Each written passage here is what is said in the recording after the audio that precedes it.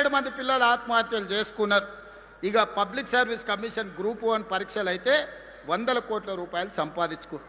కానీ అదే మన ప్రభుత్వం వచ్చిన తర్వాత 70,000 ప్రభుత్వ ఉద్యోగాలు గ్రూప్ 1, గ్రూప్ 2, గ్రూప్ 3, గ్రూప్ 4, అదేవిధంగా పోలీస్, మెడికల్ అండ్ హెల్త్ వివిధ శాఖల్లో 70,000 ప్రభుత్వ ఉద్యోగ నియామకాలు చేపట్టి నిరుద్యోగ యువకుల యొక్క ఆకాంక్షల్ని, కలల్ని నెరవేర్చడానికి మన ప్రభుత్వం పనిచేసిన మాట వాస్తవం కాదా?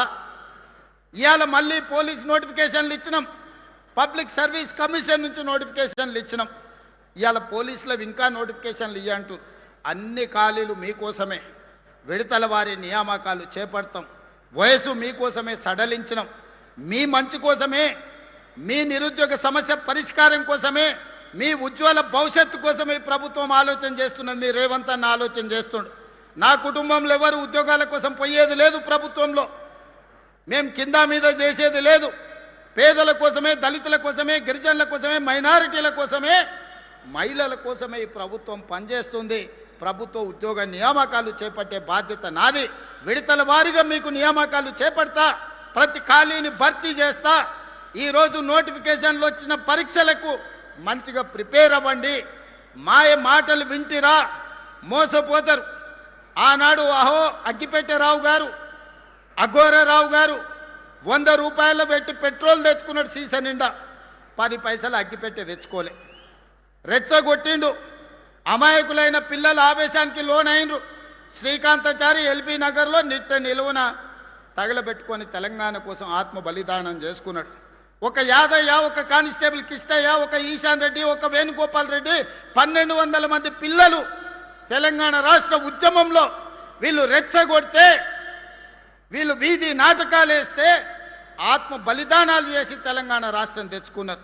కానీ చంద్రశేఖరరావు గారి కుటుంబంలో ఎవరికన్నా అగ్గిపుల్లంతనన్నా చేతి గాలిందా?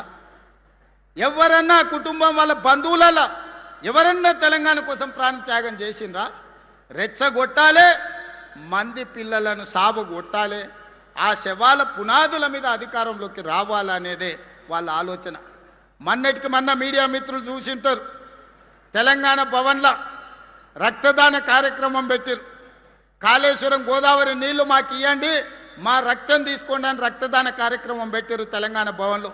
నేను అనుకున్నా కనీసం తిన్న కొవ్వు అరుగుతుంది, హరీష్ రావుకు, కేటీఆర్కు కొంత రక్తం ఇస్తే అనుకున్నా. వాళ్ళ కుటుంబంలో ఒక్కడు కూడా ఇయ్యలే. అమాయకులైన బీఆర్ఎస్ కార్యకర్తలు 100 మంది రక్తం ఇస్తే ప్రైవేట్ హాస్పిటల్లో పోయి కోట్ల రూపాయలకు ఆ రక్తం అమ్ముకున్నారు. ఆనాడు తెలంగాణ రాష్ట్రాన్ని దోపిడీకి పాల్పడుతుంది, 1000 కోట్లు కొల్లగొడుతుంది, అధికారాన్ని మీరే అనుభవిస్తుంది. చివరికి రోజు ప్రతిపక్షంలో ఉంటే మీ కార్యకర్తల రక్తాన్ని కూడా మోసం చేసి తీసుకొని ప్రైవేట్ హాస్పిటల్కి అమ్ముకొని పైసలు సంపాదించుకుంటున్నంటే మీరు మనుషుల, రాక్షసుల, రక్త పిపాసుల అని నేను ఈరోజు వేదిక మీద నుంచి అడుగుతున్నా. ఎందుకు ఇవ్వలేదే కేసీఆర్? ఆయనకు ఆరోగ్యం బాగాలేదనుకుందాం. హరీష్ రావు, కేటీఆర్ పాదయాత్రలు చేస్తాం, గోడలు దుంకుతాం అంటుండు కదా, చుక్క రక్తం కూడా ఎందుకు ఇవ్వలేదు మన రక్తదానంలో అని అడుగుతున్నా. రాజ్యసభ తీసుకున్న సంతోష్రావు ఎందుకు ఇవ్వలేదు? మంత్రి పదవి తీసుకున్న ఎర్రబల్లి దయాకర్ రావు ఎందుకు రక్తం ఇవ్వలేదయా? ఎందుకు ఇవ్వలేదు? వినోద్ రావు ఎందుకు ఇవ్వలేదు? వాళ్ళు మాత్రం ఏమి ఇయ్యరు, సిల్లు గవ్వియ్యరు, సుక్క రక్తం పొట్టివ్వరు. తెలంగాణ ప్రజల సొమ్ము 1000 కోట్లు కొల్లగొడతారు. చివరికి కార్యకర్తల రక్తాన్ని కూడా అమ్ముకునే రక్త పిపాసులు ఈరోజు కేసీఆర్ కుటుంబం అని నేను చెప్పదలుచుకున్నా. అందుకే యువ మిత్రులారా, మీ జీవితాలు నాశనం చేసుకోకండి, మీ ప్రాణాలు త్యాగం